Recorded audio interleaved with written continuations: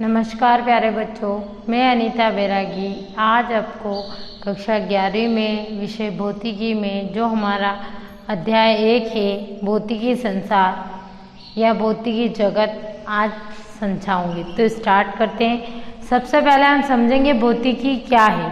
तो भौतिकी वह विषय है जिसमें द्रव ऊर्जा और उनकी अंतः क्रियाओं का अध्ययन किया जाता है।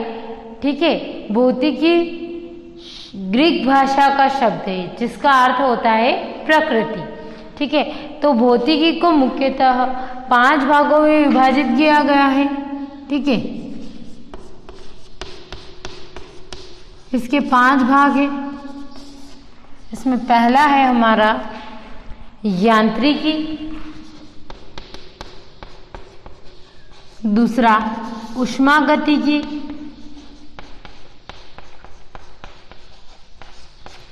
तीसरा है हमारा विद्युत चुंबकत्व,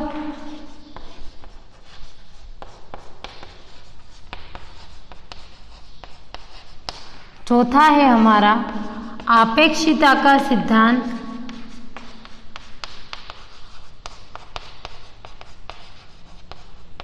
और 5वां है हमारा क्वांटम यांत्रिकी। ये भौतिकी के 5 भाग हैं जिन 5 भागों में भौतिकी को विभाजित किया गया है। ठीक है, इससे रिलेटेड हम समझेंगे विज्ञान क्या है। तो प्रकृति और प्राकृतिक परिघटनाओं के क्रमबद्ध प्रेक्षणों, तर्कों एवं प्रयोगों से प्राप्त सुव्यवस्थित ज्ञान को विज्ञान कहते हैं। ठीक है, प्रकृति और प्राकृतिक परिघटनाओं के क्रमबद्ध प्रेक्षण, तर्क और प्रयोग से जो सुव्यवस्थित ज्ञान हमें प्राप्त होता है उसे हम विज्ञान कहते हैं। विज्ञान का उद्देश्य क्या होता है? तो विज्ञान का उद्देश्य हमारे चारों ओर घटने वाली घटनाओं को जितना अधिक संभव हो सके विस्तार पूर्वक एवं गहराई से समझाना। मतलब जो भी घटनाएं हमारे आसपास वातावरण में घटित हो रही है उनको जितना हो सके विस्तृत रूप में समझाना तथा इस प्रकार प्राप्त ज्ञान का उपयोग घटनाओं को नियंत्रित करने, भविष्यवाणी करने एवं जन कल्याणकारी बनाने में करना है। मतलब विज्ञान का जो उद्देश्य है जितने भी घटनाएं हो रही है उनके बारे में विस्तृत जानकारी प्राप्त करना, उन्हें गहराई से समझना और जितना हो सके उन घटनाओं से जन कल्याण की संभावना जो बन सके, जितना जन कल्याण हो सके उतना करना। तो अध्ययन की दृष्टि से इसे 2 भागों में विभाजित किया गया है। ठीक है, जो विज्ञान है इसे अध्ययन की दृष्टि से 2 भागों में विभाजित किया गया है, एक भौतिक विज्ञान और एक जैव विज्ञान। तो भौतिक विज्ञान के अंतर्गत भौतिकी, रसायन, गणित, भूविज्ञान, खगोल विज्ञान आदि का अध्ययन किया जाता है।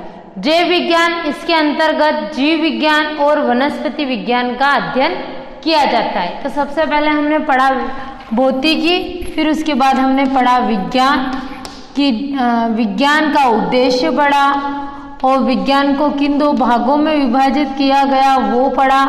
तो विज्ञान का उद्देश्य हमने समझ लिया कि जो भी हमारे आसपास के वातावरण में जो भी घटनाएं होती है उनको अच्छी गहराई से समझना, उनके बारे में जानकारी प्राप्त करना और जितना हो सके उसे जन कल्याणकारी बनाना। ठीक है, इसके जो भाग थे वो एक था भौतिक और दूसरा था जैव। इसके बाद हम आगे चलते हैं। तो आगे हम समझेंगे कि भौतिकी और गणित में क्या संबंध है। तो गणित के बिना भौतिकी के नियमों एवं सिद्धांतों को समझ पाना असंभव है। मतलब अगर गणित नहीं है तो भौतिकी के नियमों और संबंधों को हम नहीं समझ सकते, क्योंकि उनमें आपस में संबंध होता है, परस्पर वो एक दूसरे पर निर्भर करते हैं। जैसे उदाहरण के लिए रेडियो, टेलीविजन, कंप्यूटर, उपग्रह आदि जो है ये सब भौतिक और गणित राशियों को गणितीय प्रतीकों द्वारा प्रकट किया गया है।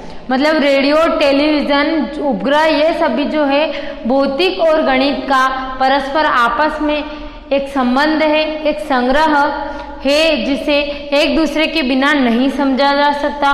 भौतिक राशियों में गणितीय संबंध स्थापित कर विभिन्न निष्कर्ष निकाले जाते हैं। तो भौतिक राशियां जो होती है उनमें गणितीय संबंध स्थापित करने के बाद ही कोई निष्कर्ष निकाला जाता है। इस कारण से गणित को भौतिकी की भाषा कहा जाता है। ठीक है। अब भौतिकी और जीव विज्ञान में संबंध, तो भौतिकी की तकनीक का उपयोग जीव विज्ञान में किया जाता है। जीव विज्ञान में प्रयुक्त होने वाले सूक्ष्मदर्शी जो है वो भौतिकी की देन है, जैसे कि हमारा खगोलीय दूरदर्शी, पार्थिव दूरदर्शी, सरल सूक्ष्मदर्शी, ये सभी जो है ये भौतिकी के, जो इलेक्ट्रॉनिक सूक्ष्मदर्शी है ये प्रकाशीय सूक्ष्मदर्शी से लाख गुना शक्तिशाली है। जो हमारे भौतिकी के सारे जो सूक्ष्मदर्शी है वो प्रकाशीय सूक्ष्मदर्शी से लाख गुना ज़्यादा शक्तिशाली है।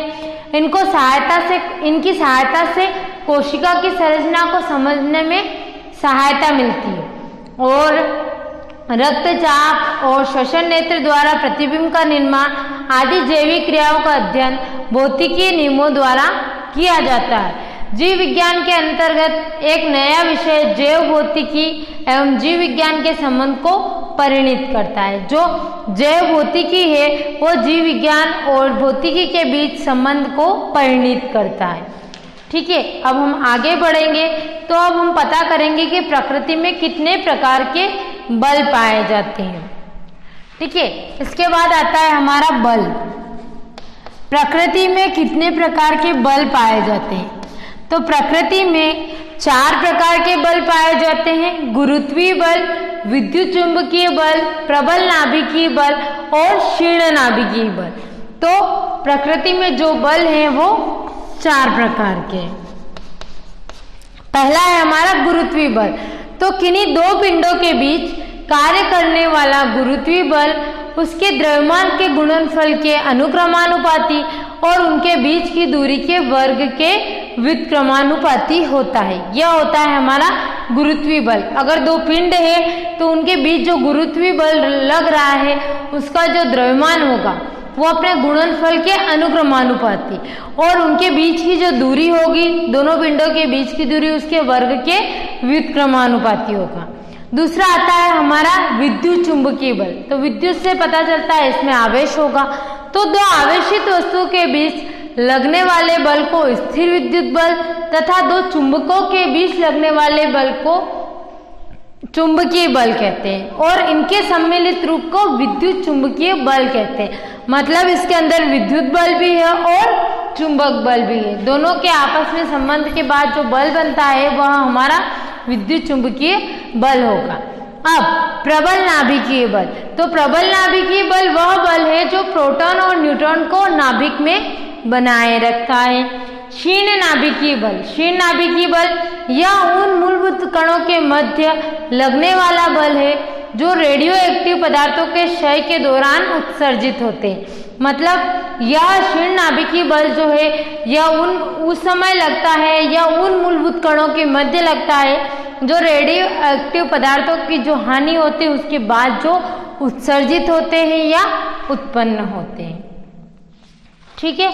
इसके बाद हम आगे पढ़ेंगे रेखीय संवेग संरक्षण का नियम।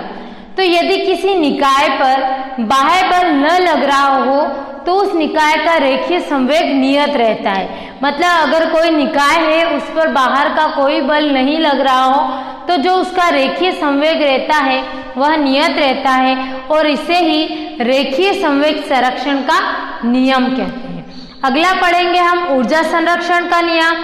तो इस नियम के अनुसार ऊर्जा को न तो उत्पन्न किया जा सकता है और न ही नष्ट किया जा सकता है और न ही उसका रूपांतरण एक प्रकार की ऊर्जा से दूसरी प्रकार की ऊर्जा में किया जा सकता है। मतलब अगर कोई गतिज ऊर्जा है तो वह गतिज ऊर्जा के रूप में ही रहेगी और अगर कोई स्थितिज ऊर्जा है तो वह स्थितिज ऊर्जा के रूप में ही रहेगी। ना तो हम गतिज ऊर्जा को स्थितिज ऊर्जा में परिवर्तित कर सकते हैं और ना ही हम स्थितिज ऊर्जा को गतिज ऊर्जा में परिवर्तित कर सकते हैं। इसे ही ऊर्जा संरक्षण का नियम कहते हैं। अब हम गुरुत्वीय बल को जो हम प्रकार में प्रकृति में पाए जाने वाले बलों में पढ़ा है उसको थोड़ा विस्तृत रूप में पढ़ते हैं। ठीक है, तो आइए हम स्टार्ट करते हैं। किन्हीं दो पिंडों के मध्य कार्य करने वाला गुरुत्वीय बल उसके द्रव्यमान के गुणनफल के समानुपाती और उनके बीच की दूरी के वर्ग के व्युत्क्रमानुपाती होता है।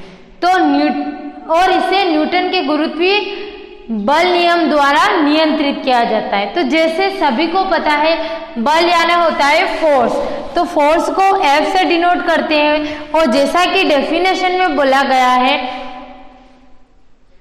द्रव्यमान के गुणनफल के अनुक्रमानुपाती। जब दो पिंड है तो दो पिंडों के दो द्रव्यमान होंगे, तो हमने द्रव्यमान लिया है m1 और m2। तो द्रव्यमान के गुणनफल के अनुक्रमानुपाती और उनके बीच की दूरी को हमने लिया है r, तो दूरी के वर्ग के व्युत्क्रमानुपाती, तो F व्युत्क्रमानुपाती हो जाएगा r²। जब हम इन दोनों को मिलाकर लिखेंगे तो ये होगा हमारा F अनुक्रमानुपाती m1 m2 upon r²। ये हमने डेफिनेशन के अकॉर्डिंग डिनोट किया है। जब हम अनुक्रमानुपाती का सिंबल हटाएंगे तो यहाँ हमारा नियतांक यूज होगा g, तो F बराबर हो जाएगा g m1 m2 upon r²। यहाँ g जो है वह सार्वत्रिक गुरुत्वीय नियतांक है और m1 m2 जो है जैसा मैंने आप लोगों को समझाया दोनों पिंडों के द्रव्यमान है, r दोनों पिंडों के बीच की दूरी है। ठीक है, यह हमारा गुरुत्वीय बल है। अब इसके लक्षण या गुण, तो यह सदैव आकर्षित होते हैं, कभी भी प्रतिकर्षित नहीं होते हैं। मतलब गुरुत्वीय बल जो होते हैं उनमें हमेशा आकर्षण होता है, उनमें प्रतिकर्षण नहीं होता है। यह जो है सूक्ष्म और स्थूल दोनों पिंडों के बीच लगने वाला बल है। यह प्रकृति में केंद्रीय बल है, अर्थात दोनों पिंडों के केंद्र को मिलाने वाली रेखा के अनुदिश कार्य करता है। मतलब जो हमारा गुरुत्वीय बल है वो प्रकृति में केंद्रीय बल के रूप में पाया जाता है और यह दोनों पिंडों के केंद्रों को मिलाने वाली रेखा के अनुदिश कार्य करता है। यह व्युत्क्रम के वर्ग का नियम का पालन करता है, जैसा कि हमने लिखा है F व्युत्क्रमानुपाती r², मतलब जो बल होता है वह दूरी के वर्ग के व्युत्क्रमानुपाती होता है, अर्थात यह दोनों पिंडों के बीच की दूरी के वर्ग के व्युत्क्रमानुपाती होता है। अगला हम पढ़ेंगे विद्युत चुंबकीय बल क्या है और इसके गुण। तो दो आवेशित वस्तुओं के बीच लगने वाले बल को स्थिर विद्युत बल और दो चुंबकों के बीच लगने वाले बल को चुंबकीय बल कहते हैं और इनके सम्मिलित रूप को विद्युत चुंबकीय बल कहते हैं। ठीक है, इसके लक्षण या गुण क्या है कि यह बल जो है आकर्षित और प्रतिकर्षित करते हैं। प्रकृति में यह भी केंद्रीय बल है, जिस प्रकार हमारा गुरुत्वीय बल केंद्रीय बल है उसी प्रकार हमारा जो विद्युत चुंबकीय बल है यह भी केंद्रीय बल है। यह भी व्युत्क्रम वर्ग के नियम का पालन करता है और यह प्रकृति में संरक्षी बल के रूप में पाया जाता है। इसी के साथ हमारा चैप्टर फर्स्ट खत्म होता है। Thank you.